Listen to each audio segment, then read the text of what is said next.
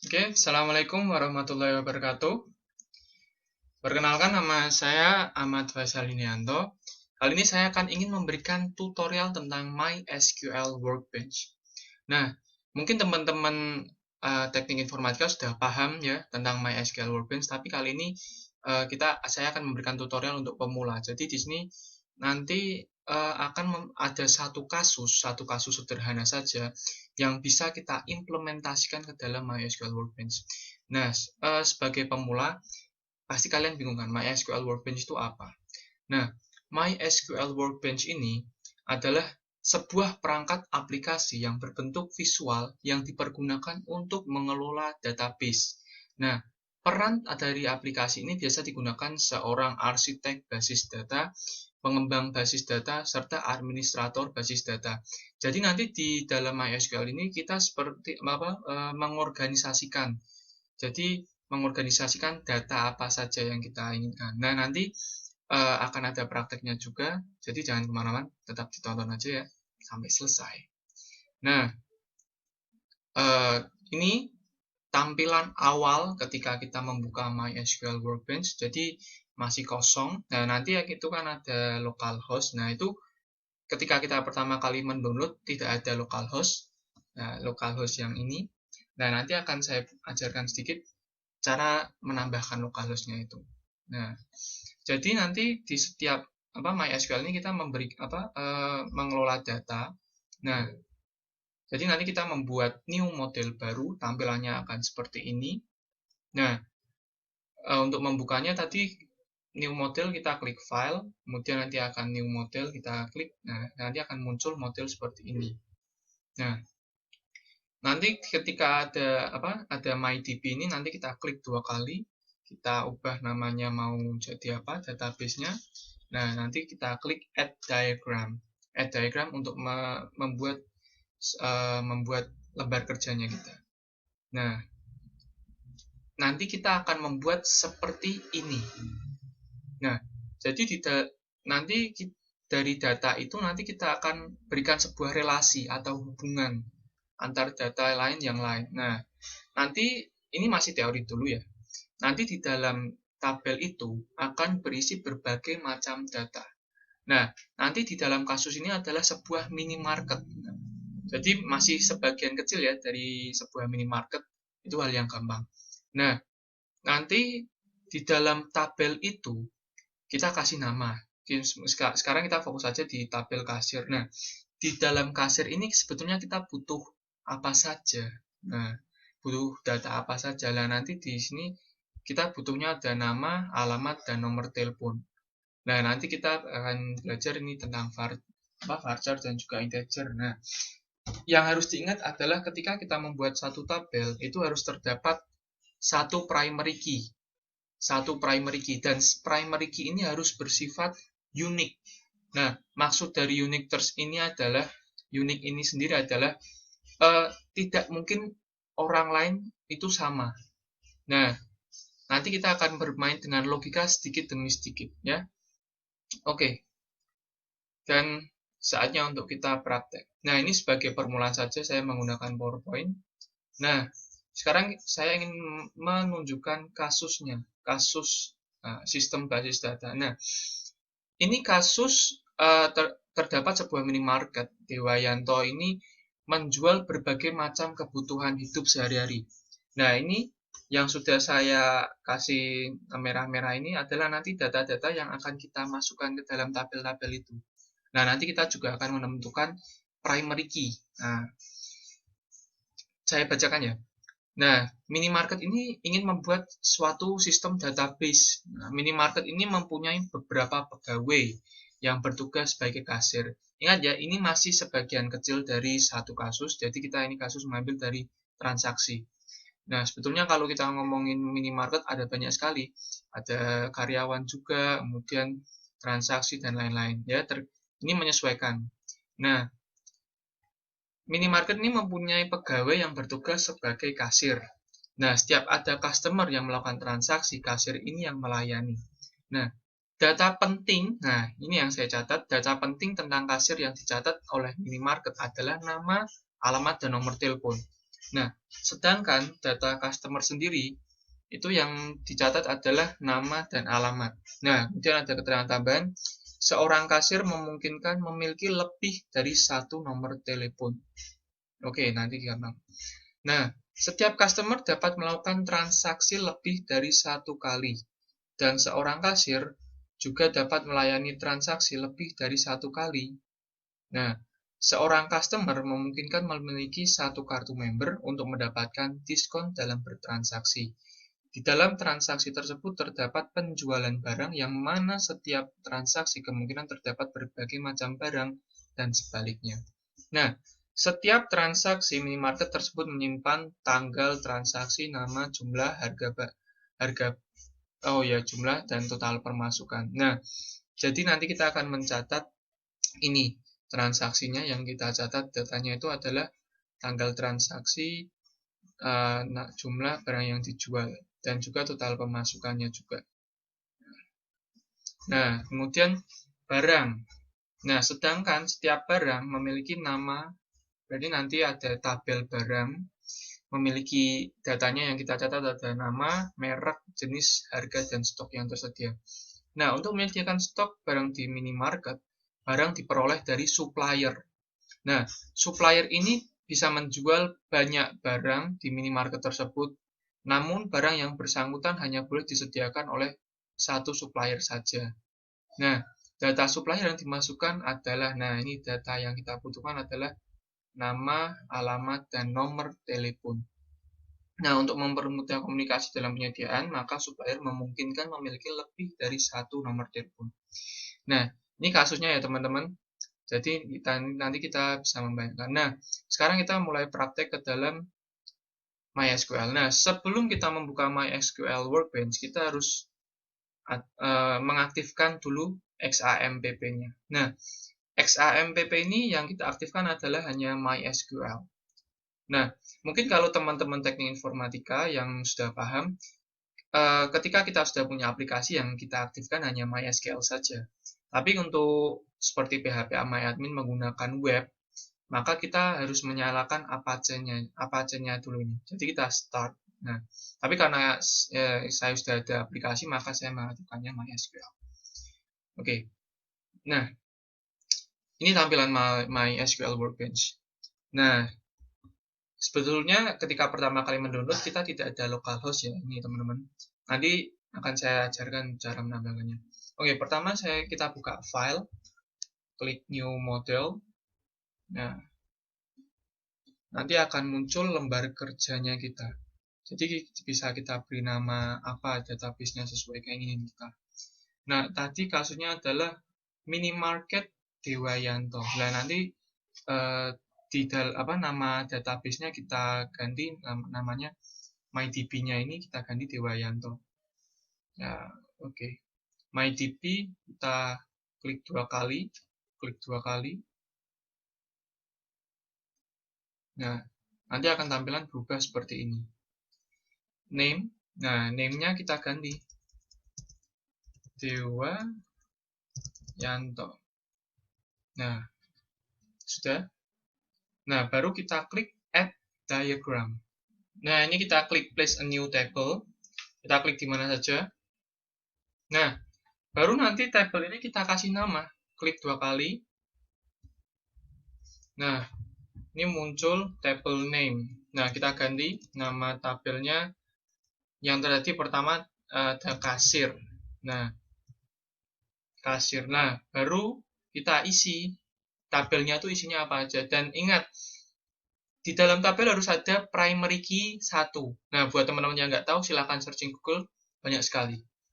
Nah, ini ada yang PK, kita centang nanti, dan nanti kita buat auto increment. Nah, nama, alamat, dan nomor telepon. Nah, kita harus bermain dengan logika mana yang bisa digunakan sebagai primary key.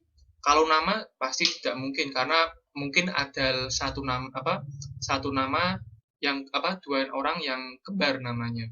Alamat juga tidak mungkin karena terlalu panjang. Nomor telepon kurang cocok karena orang terkadang lupa mengisi pulsa, kemudian hangus. Nah, jadi kita harus menambahkan satu data, yaitu ID kasir. Nah, jadi kita klik ID. Nah, ID kasir ini kita menggunakan data type integer. Nah, kita jadikan primary key dan kita klik auto increment. Jadi nanti sistem akan jadi ketika kita memasukkan data kasir, kan muncul nomor 1. Nah, nanti kalau kita auto increment, nanti langsung ketika kita tambahkan kasir lagi, data kasir nanti akan bertambah langsung jadi 2, 3, dan selanjutnya. Nah, kemudian ada nama, kemudian alamat, dan juga nomor telepon. Nah, baru kita tentukan data type-nya. Nama kita menggunakan varchar. Nah, 45 ini sebagai panjangnya berapa karakter. Nah, biasanya MySQL Workbench ini menggunakan kelipatan 8. Tapi karena kita ini latihan, ya nama kita gunakan 128. Alamat juga karena panjang, ya kan alamat nggak mungkin pendek. Kita ganti 128. Nah, nomor telepon tadi memiliki keterangan lebih dari satu nomor.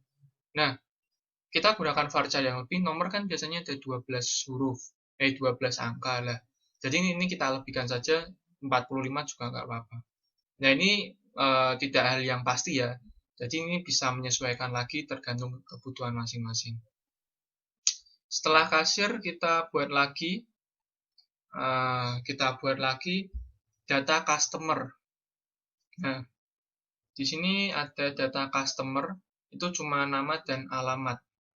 Nah, ini ya, data customer, nama, dan alamat. Oke, kita buat place new table, kita klik. Nah, tab kita sama seperti tadi prosesnya. Kita klik 2 kali, table name, kita ganti customer. Nah, customer, nama, dan alamat. Tadi disebutkan setiap customer memiliki kartu. Nah, kita bisa tambahkan ID card. ID customer, mohon maaf. ID customer. Nah, nama dan alamat tidak mungkin kita gunakan sebagai primary key. Maka primary key-nya kita menggunakan ID customer. Nah, dan kita buat auto increment. Nah, oke, tinggal kita tambahkan nama, data type, varchar 128, alamat juga sama. Saya jadikan 128. Oke, kemudian kita buat lagi. Sama seperti tadi prosesnya juga, kita klik place new table, sudah kita klik terserah saja. Table 1 sama. Sekarang kita buat transaksi ya. Transaksi. Oke. Nah, transaksi ini menyimpan tanggal transaksi, nama, jumlah, dan jumlah barang dijual, dan juga total pemasukan. Untuk biasanya ya, kita kalau pergi ke suatu minimarket, kita melihat transaksi dari nota, tidak pernah ada yang tulisannya nama, kecuali nama kasir. Nah, maka untuk nama ini saya hilangkan. Nah, untuk primary key-nya, kita juga harus menambahkan ID underscore transaksi. Jadi ID transaksi kita jadikan, jadi kita tambahkan ID transaksi, dan kita hilangkan nama. Tanggal transaksi, nama, ID, kita klik aja. Nah, integer kita jadikan sebagai primary key, dan kita buat auto increment. Nah, tadi ada tanggal transaksi. Nah, tanggal transaksi ini data type-nya kita tidak menggunakan varchar. Kita menggunakan date. Nah, ini date. Kemudian setelah tanggal transaksi ada jumlah barang. Nah, jumlah barang ini kita bisa gunakan integer karena berhubungan dengan angka, jadi integer mencatat data type-nya berupa angka 0, 1, 2, 3, 4, 5, 6, 7, 8, 9. Setelah jumlah barang, kemudian ada total pemasukan. Total Nah, total pemasukan kita bisa gunakan integer juga. Nah, oke, sudah selesai. Nah, setelah kita buat data transaksi, kita buat tabel barang. Kita klik Paste New Table, kita klik 2 kali Table 1, kemudian table name-nya kita ganti menjadi barang.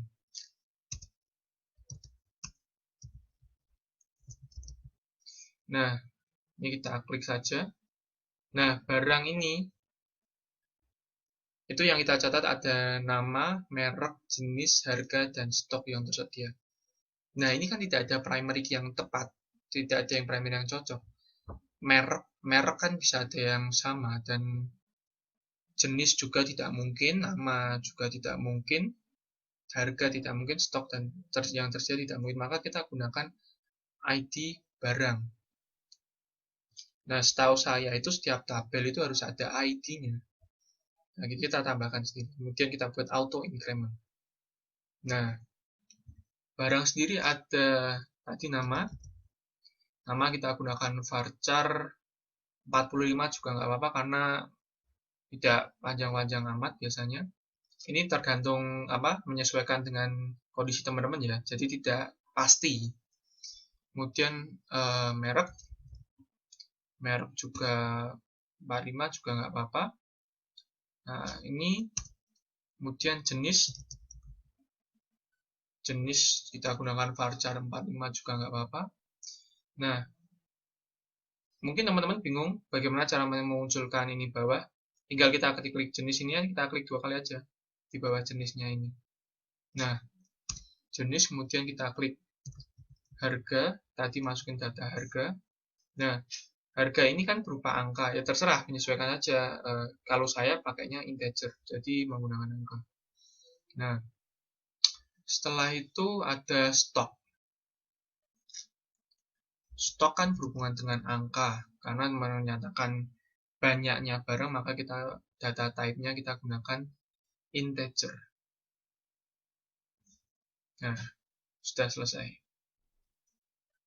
Oke, kemudian kita buat selanjutnya, yang terakhir itu ada data supplier.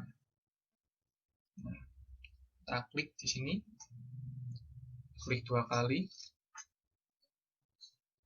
Ini mengingatkan lagi ya, ini bukan hal yang pasti tentang banyaknya digit-digitnya itu. Ini menyesuaikan lagi. Nah,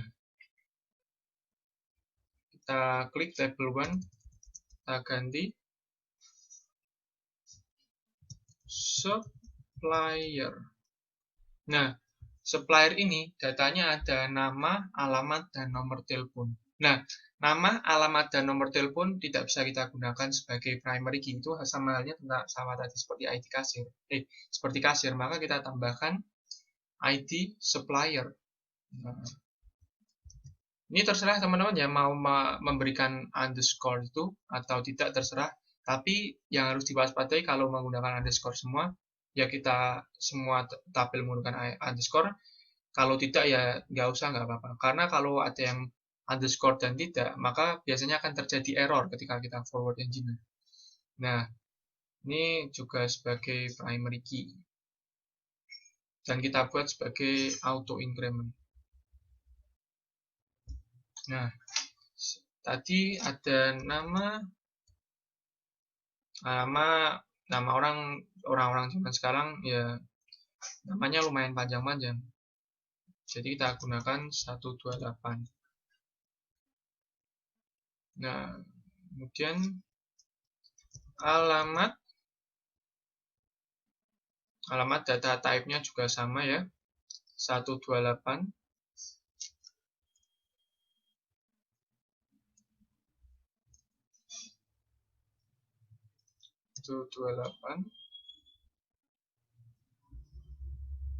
Kemudian ada nomor telepon.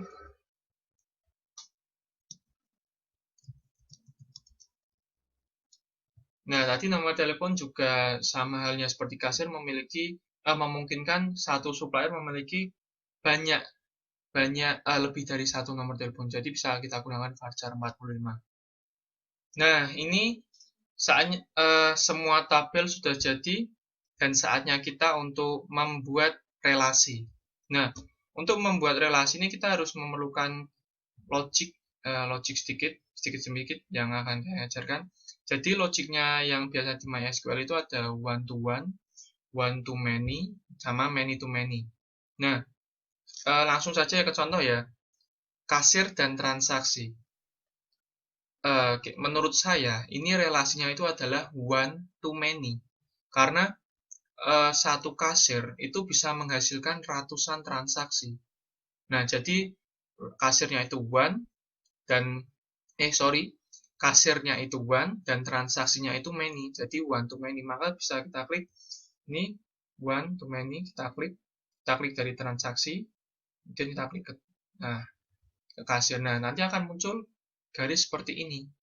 Nah, yang bercabang ini artinya many, yang garis 2 ini itu artinya one. Nah, makanya akan sudah terjadi relasi. Nah, kemudian transaksi dengan customer. Nah, menurut saya ini relasinya adalah one to many. Karena apa? Satu customer bisa menghasilkan menghasilkan ratusan transaksi, dan ratusan transaksi bisa dihasilkan dari satu customer. Nah, maka kita klik sama seperti tadi, transaksi kita klik, kemudian kita klik ke customer. Nah, sudah jadi sebuah garis relasi seperti ini. Nah, kemudian transaksi dengan barang. Nah, transaksi dengan barang ini menurut saya many to many. Karena barang dari banyak barang bisa menghasilkan transaksi yang banyak. Transaksi yang banyak itu bisa dihasilkan dari ratusan barang. Nah, maka kita ambil yang ini, many to many ini. Nah, kita klik dari transaksi, kita klik barang. Nah, nanti akan muncul tabel satu seperti ini. Nah, nggak masalah. Jadi nanti kita taruh di sini saja. Nah, kemudian transaksi dengan supplier pasti tidak ada hubungannya, karena supplier itu menyuplai, sedangkan transaksi untuk mencatat penjualan kepada customer saja.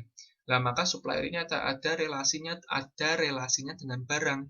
Nah, supplier dengan barang relasinya adalah menurut saya ya one to many.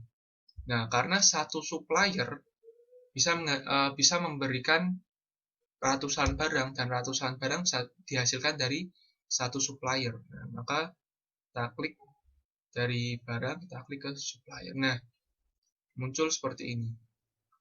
Nah, ini bisa teman-teman adjust ya garis-garisnya. Nah, kita geser bisa. Nah, sudah jadi. Jadi database itu seperti ini bentuknya, MySQL. Nah, ini sudah jadi. Nah, untuk mengecek error atau tidak, bisa kita lakukan forward engineer. Kita klik database, forward engineer. Nah, ini bisa dicek ya, error atau tidaknya dari suatu sistem kita. Nah, buat teman-teman yang baru pertama kali download MySQL Workbench, pasti di stored connection-nya ini masih kosong.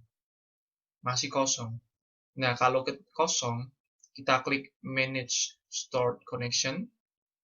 Nah, ketika diklik Manage Stored ini, nanti akan muncul tampilan seperti ini. Nah, baru kita klik New.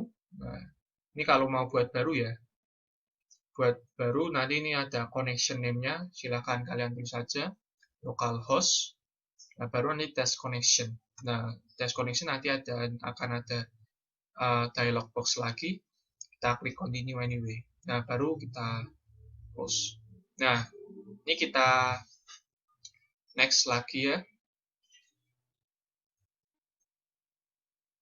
Nah, ini hiraukan saja nggak apa-apa. Next. Nah, ini muncul konfirmasi lagi, ada 6 objek, 6 tabel. Kita klik next. Nah, ini MySQL script-nya seperti ini. Ya, jadi bisa dilihat dulu, nggak apa-apa. Kalau yang paham ya nggak apa-apa. Kalau nggak paham ya klik next saja nggak apa-apa. Nah, executing. Nah, forward engineer finish successfully.